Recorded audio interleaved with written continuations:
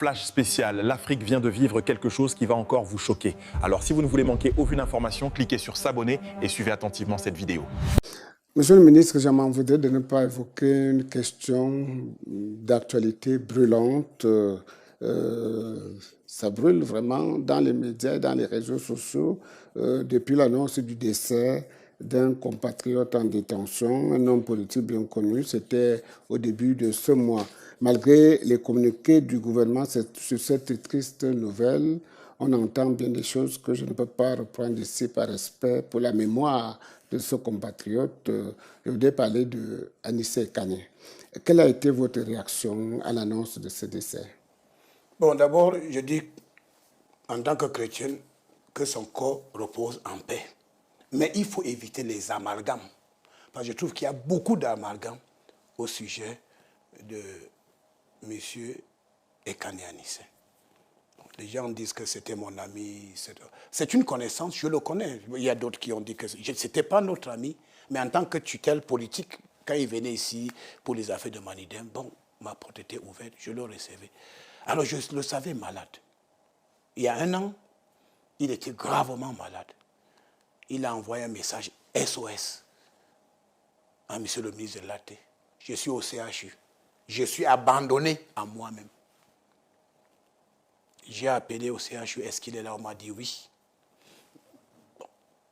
Vous savez, le président Paul Biya nous inculque quelque chose de spécial. Nous sommes des humains, parce que le président Paul Biya est un grand humaniste. La première dame, Madame Chantal Biya, est une grande femme humaniste. Donc le président Paul Biya nous enseigne que dans tout ce que nous faisons, nous devons avoir un comportement humain, en dépit des comportements parfois désobligeants de certaines personnes. Alors quand Ekane Anissé m'envoie le message SOS, je demande d'abord à quelqu'un de mon cabinet d'aller à l'hôpital. On nous dit que bon, même les factures ne sont pas payées. Je fais un dépôt. Et j'ai dit au médecin que quand je veux partir du bureau vers 20h, 21h, 23h, ce jour-là, je suis arrivé là-bas à 23h à l'hôpital. Alors j'ai vu Ekane Anissé. Il était dans une... Il y a un an, environ un an, il était dans une situation de désespoir total. J'ai dit, bon, je peux vous aider avec la prière. Les médecins m'ont fait cas de votre... Mais je dis que tenez bon. J'ai payé la facture, j'ai donné une assistance et j'ai promis que je veux revenir. Après une semaine, le médecin... À titre personnel? C'est à titre personnel. Je le fais vraiment à titre personnel. Je suis reparti là-bas le voir une semaine après. Et quand j'ai discuté avec lui, j'ai dit, Anissé, je vous dis une chose. Votre âge ne vous permet plus de faire le désordre. J'ai dit, je vais vous parler maintenant comme une connaissance. Vous avez fait beaucoup de désordre politique dans votre vie. Maintenant, j'espère que si Dieu vous donne la chance de vous mettre debout, vous allez éviter le désordre. Voilà le message que je donne à Anissé Kane. J'ai dit, vous avez fait beaucoup de désordre politique. Vous avez... Vous dites il y a à peu près un an? Il y a à peu près un an, 2 mois. Il était au CHU. Et je suis allé le voir. Je l'ai accompagné, j'ai accordé une aide, mon assistance, mais j'ai tenu à lui dire la vérité.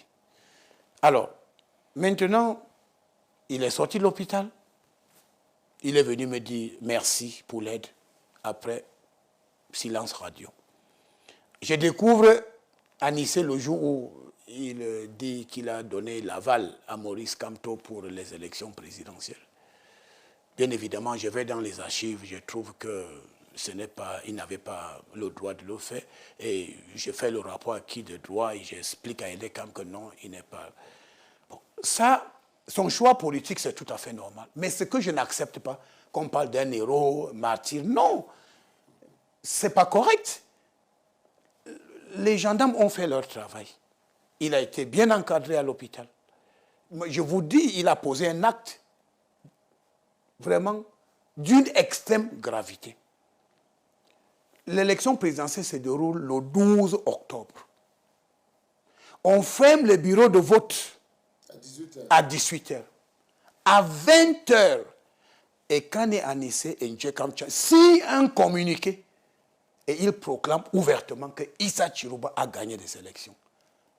Le document circule. Et il passe à la radio le lendemain, il dit, j'appelle l'armée, la police, la gendarmerie, les autorités administratives de confirmer la victoire de Chirouma. On aurait dû l'interpeller ce jour-là. Parce que c'était une preuve tangible qu'il fait obstruction au processus électoral. Il n'a pas interpellé, il n'a pas été interpellé. Il était libre de ce mouvement. Par la suite, ils ont fait une réunion. Ils ont décidé d'acheter le tramadol et la drogue pour donner aux enfants. Et dans cette logique, ils ont signé un communiqué qu'il y aura l'insurrection jusqu'à ce que Issa Chirouma récupère une prétendue victoire. Donc, il faudrait qu'on sache qu'il n'y a pas l'amalgame. Vous savez, être malade, ce n'est pas un passeport, un passe-droit pour violer les lois de la République. Il y a des gens qui sont à l'hôpital, les pieds sont enchaînés. Parce qu'on vous soigne, mais vous êtes coupable de quelque chose. Donc vous payez le prix de votre culpabilité. Donc je suis très très gêné quand on commence à parler de « il est mort à martyr », « il est mort, c'est un héros ». Non, c'est Jésus-Christ seul qui est mort pour sauver le monde. Hein. Après Jésus-Christ, il ne faut pas que les gens cessent de dire que c'est Jésus a donné sa vie pour sauver l'humanité. Alors si quelqu'un dit aujourd'hui qu'il va mourir pour sauver, il est devenu fou. Donc il est mort, vraiment, paix à son âme. Mais il faut éviter de dire que c'est un martyr ou c'est un héros national. Non, il n'est ni l'un ni l'autre. Il est sur les coups de poursuites judiciaires. Rébellion contre la République, incitation à la haine. Ils ont même financé cette insurrection. Les preuves sont là. Ils ont drogué les enfants. Vous savez, les stupéfiants, la drogue est interdite au Cameroun.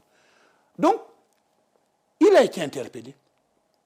Et puis, je crois que la gendarmerie, l'armée, il y a des médecins compétents au sein de nos forces de défense et de sécurité. Donc, il a eu des commodités, il a été accompagné. Moi, je vous dis que je suis allé le voir à l'hôpital il y a 1 an, et je dis sincèrement que ce n'est pas un miracle qu'il a pu se relever. Et je lui ai tenu le langage de la vérité à Nice. Il faut éviter le désordre. Parce que toute votre vie, vous vous êtes arrangé à vous retrouver du mauvais côté de la République. Je lui ai dit, vous n'êtes pas mon ami, vous êtes une connaissance, mais lorsque vous étiez en difficulté, de manière spontanée, je vous ai aidé. Mais de là à dire que pour quelqu'un, parce qu'il est malade, il a participé activement à cette insurrection qui a été vite stoppée, n'est-ce pas, grâce au professionnalisme de nos forces de défense et de sécurité. Et dire que, comme il est malade, il devait être en résidence surveillée. Non, c'était normal qu'il soit interpellé et qu'il vienne répondre de son communiqué. Il a appelé à l'insurrection, signé de lui-même avec Djekam Tchameni. Les mêmes personnes que j'ai rencontrées en 1992, pendant l'élection présidentielle. Ils ont posé les mêmes, les Chirouma, Djekam Tchameni et Kanyanissé.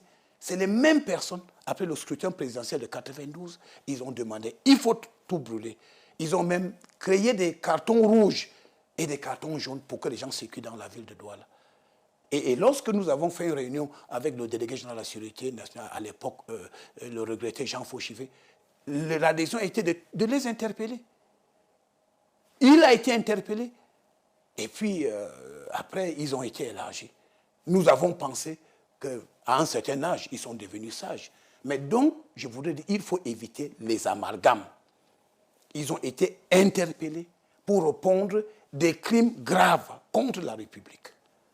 Donc, et la mort, c'est... La justice doit suivre son cours. Il faut être clair.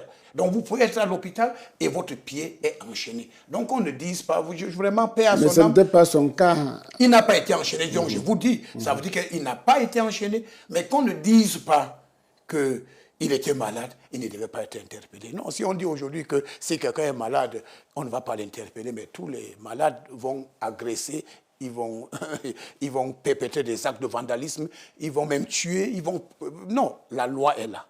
Et la loi, c'est pour tout le monde.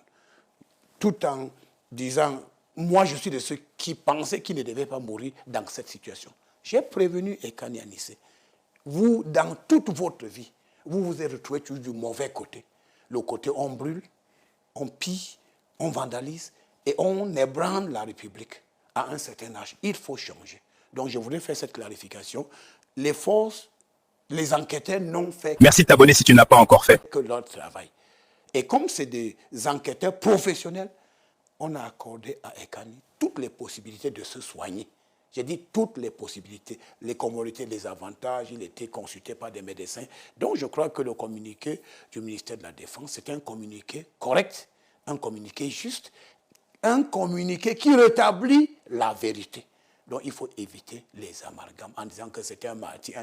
Non, c'est Jésus qui est mort, je précise bien, pour sauver l'humanité. Il n'a pas demandé à quelqu'un de violer les lois de la République. Et puis quand il y a un accident de parcours, on dit que c'est un martyr ou un héros. Il n'est ni l'un ni l'autre. On va commencer à atterrir, Monsieur le ministre. Je voudrais reprendre ici un certain nombre d'énonciations et vous demander si vous vous y reconnaissez. Alors, je commence par cette énonciation. Paul Biya, une grande porte solide en fer.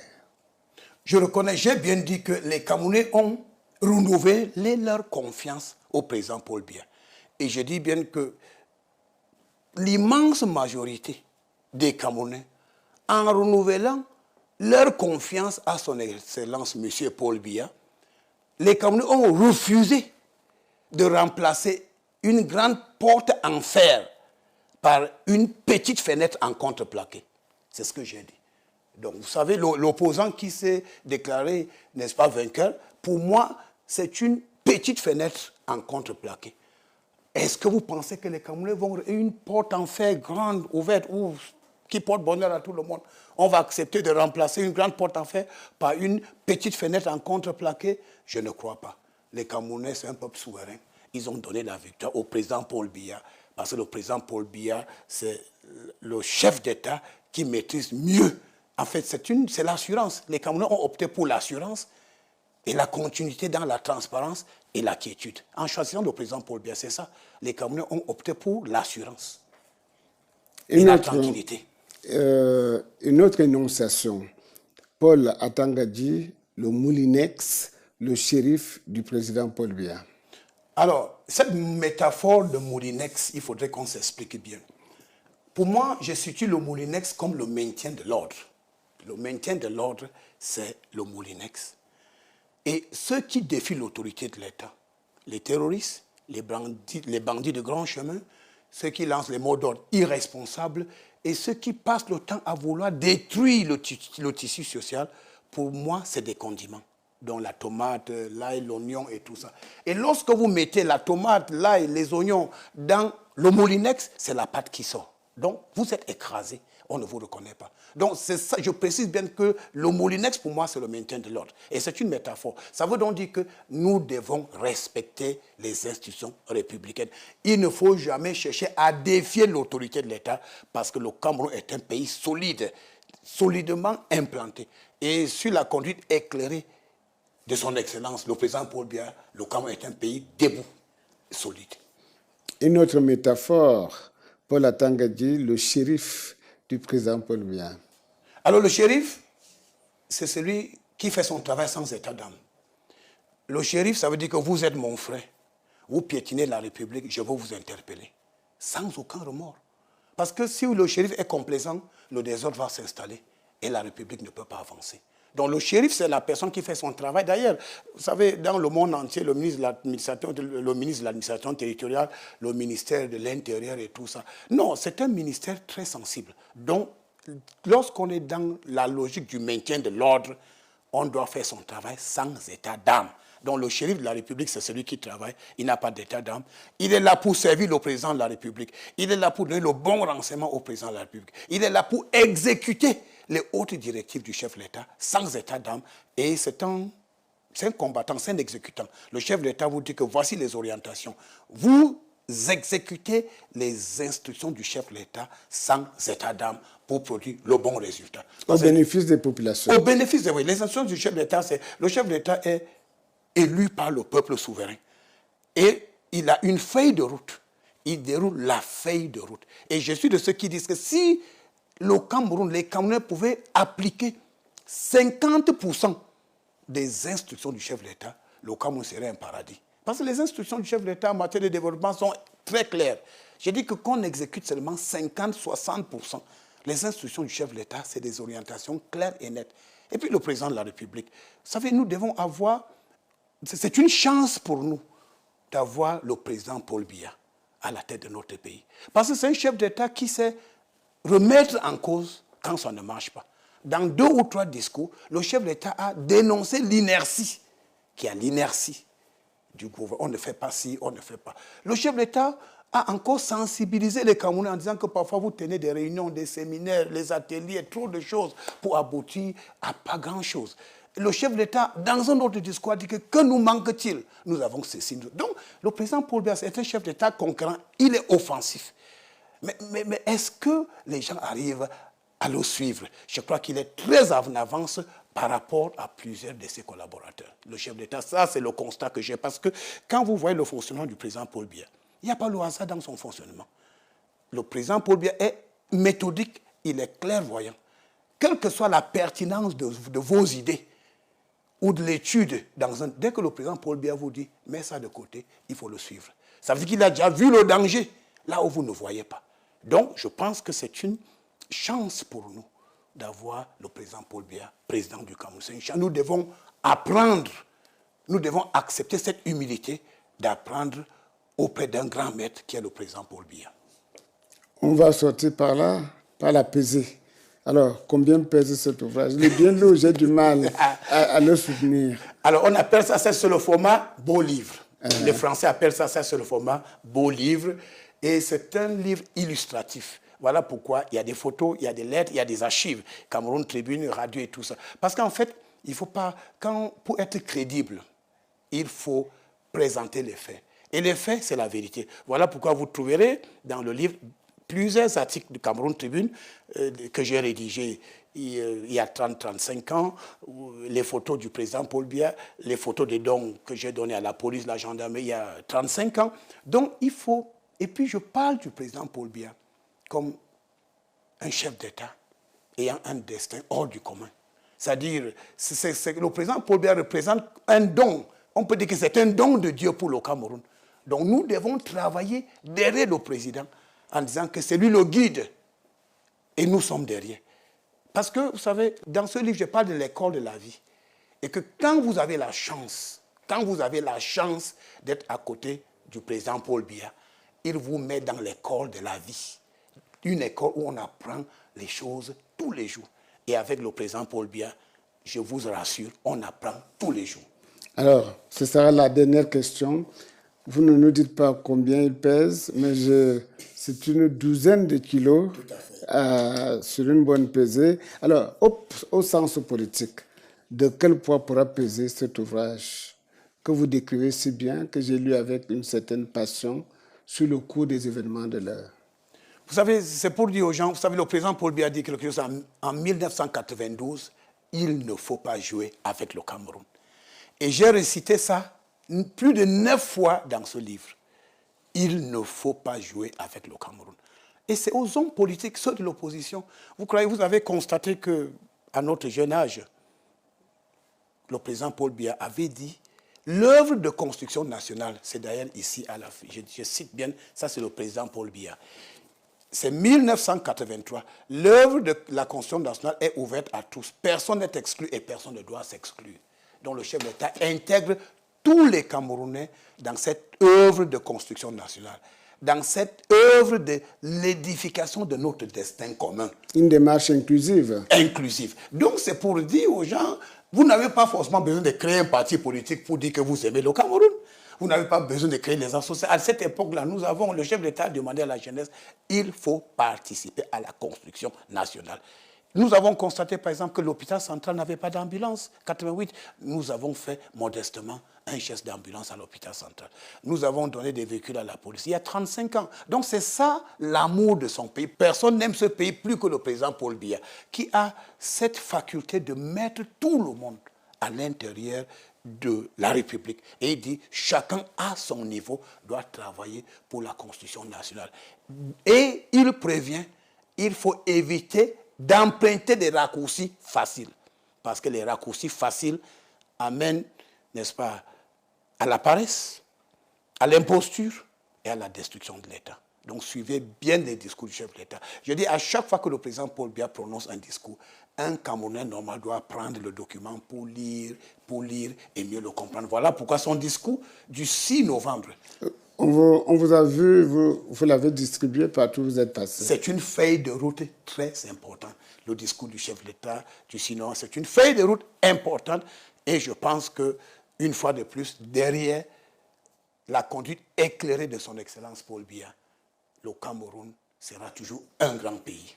Tribune spéciale sur PSTV, la chaîne de télévision de la présidence de la République du Cameroun. Notre invité, Paul Atanga-Dji, ministre de la République, auteur. Merci, monsieur le ministre, au nom de PSTV, pour votre disponibilité. On espère vous retrouver très bientôt sur d'autres plateformes. Merci une fois de plus. C'est un honneur pour moi de recevoir cette belle chaîne que je regarde tous les jours. Je vous remercie.